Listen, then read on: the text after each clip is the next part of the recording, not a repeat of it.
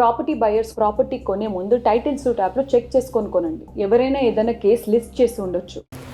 Bharatiya Janata party MLA प्रवास योजना में आज बोधन असेंबली में 8वां दिन है.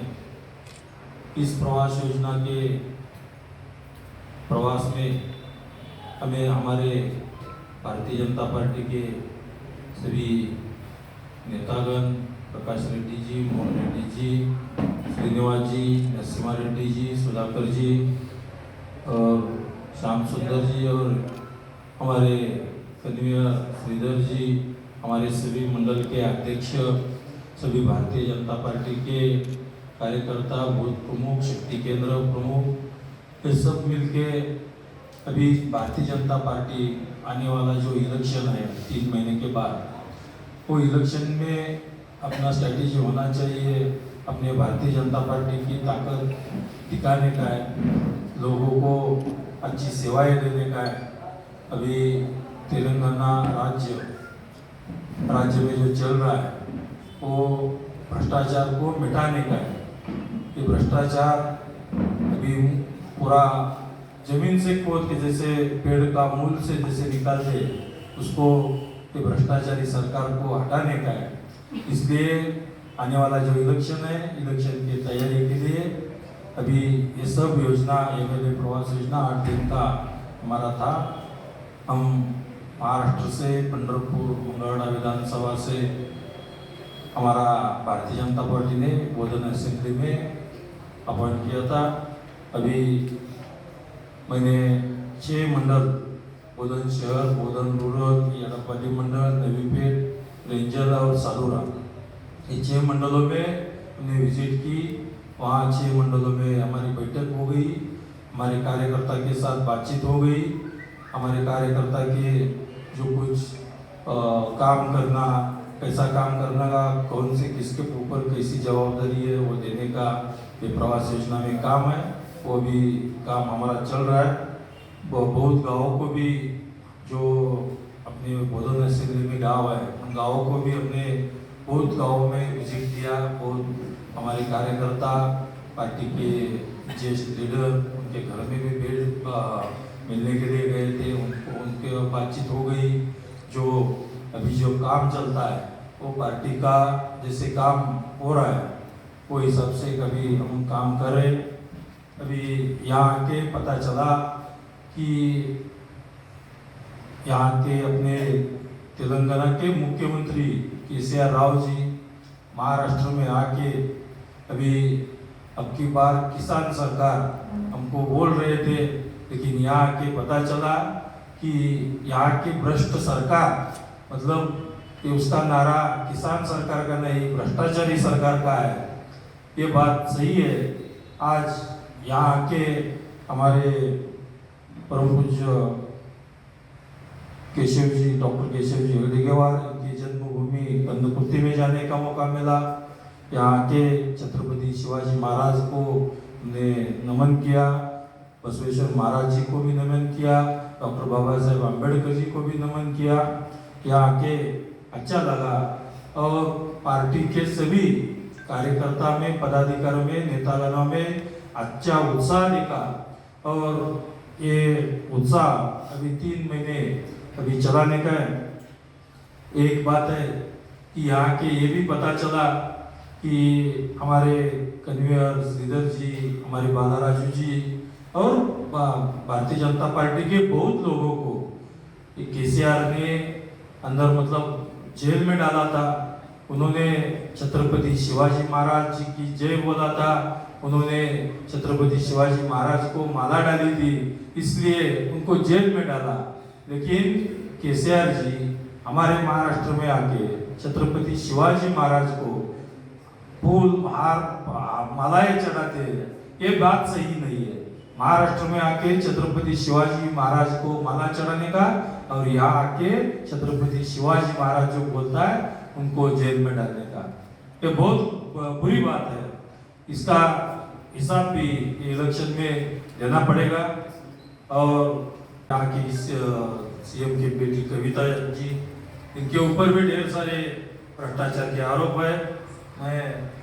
यहाँ के इलीगल तरफ से हर दिन मतलब यहाँ रेत निकालने का, यहाँ गैर कानूनी काम करने का, सरकारी जमीनों पर कब्जा करने का, ये उनके ऊपर बहुत आरोप दिख रहा है। यहाँ की राज्य सरकार योजनाएं में निकल रही वही सब दिखा हुआ है। ये एक जगह पर जनता को 5,000 की स्कीम देने वाले का उसकी जगह मतलब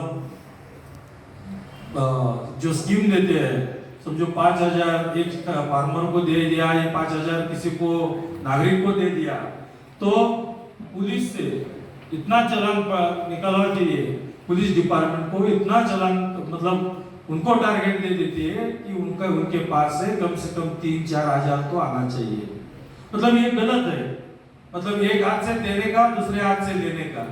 सरकारी एम्प्लॉयमेंट के सभी लोगों को, बहुत लोगों को मिला, बहुत टीचर को मिला, गवर्नमेंट एम्प्लॉय को मिला, सबका पगार मतलब पहले 1 तारीख से 5-10 तारीख तक होता था। अभी लेकिन हर किसी जिले का 2-4 तारीख को होता है, कई जिले का 5 तारीख, कई 15 तारीख, 20 तारीख तक गवर्नमेंट एम्प्लॉय का पेमेंट जा रहा है।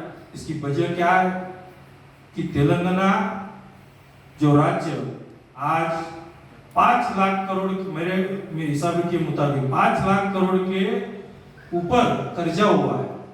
आज महाराष्ट्र का इतना बड़ा राज्य, इतना बड़ा इनकम है, इतना बड़ा राज्य है, क्षेत्रफल है, लोक संख्या 14 करोड़ है, यहाँ की तेलंगाना की 4 करोड़ है, उसके बारे में भी।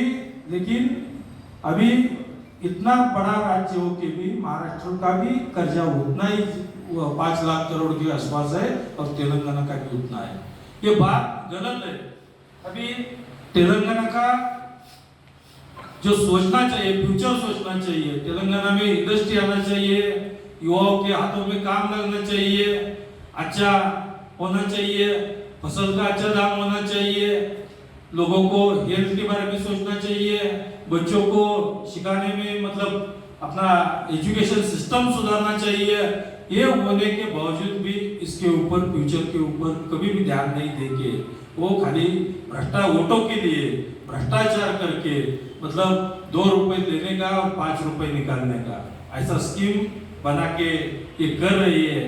महाराष्ट्र में आके तेलंगाना के मुख्यमंत्री जी ने बताया था कि महाराष्ट्र में आके अभी तेलंगाना मॉडल हम करेंगे, लेकिन अभी यहाँ आके मेरे को पता चला कि तेलंगाना को महाराष्ट्र मॉडल करना चाहिए, क्योंकि अभी महाराष्ट्र की जो स्कीम है प्रधानमंत्री आवास योजना क्या रहेगा या कोई भी स्कीम रहेगा, यहाँ के बिजली का भी देख रहा हूँ 1 घंटे में 4-4 बार बिजली जाती है, बहुत लोगों को तकलीफ है, इलीगली काम बहुत चल रहे हैं, ऐसा गलत है। मैं परसों अपने इधर गांव में गया था, महाराष्ट्र बॉर्डर का गांव कांडगांव में मैं गया था। वहां जाके लोगों ने बोला कि वहां से रेती निकलती है, नदी के पास से गांव है, लेकिन पीने का पानी नहीं है, हर घर जल बोल रहे हैं, लेकिन उधर पीने के लिए पानी नहीं है। ऐसा सिस्टम मतलब बॉर्डर के लोगों को उतना रास्ता अच्छा नहीं हुआ, वो रास्ते का तकरार कर रहे थे, लेकिन जितने हैं उन सबको 2,000 करोड़ का उनको सबको डेवलपमेंट के लिए बॉर्डर के जितने भी गांव है, कर्नाटक, तेलंगाना, यहाँ के जितने बॉर्डर्स है, सभी बॉर्डर के गांव के लिए 2,000 करोड़ का उन्होंने डिक्लेयर किया है। लेकिन यहाँ के पानी की हालत, नदी है पास में फिर भी पानी नहीं है, ऐसा बोले तो मतलब ये अच्छा नहीं है, ये सिस्टम अच्छा नहीं है।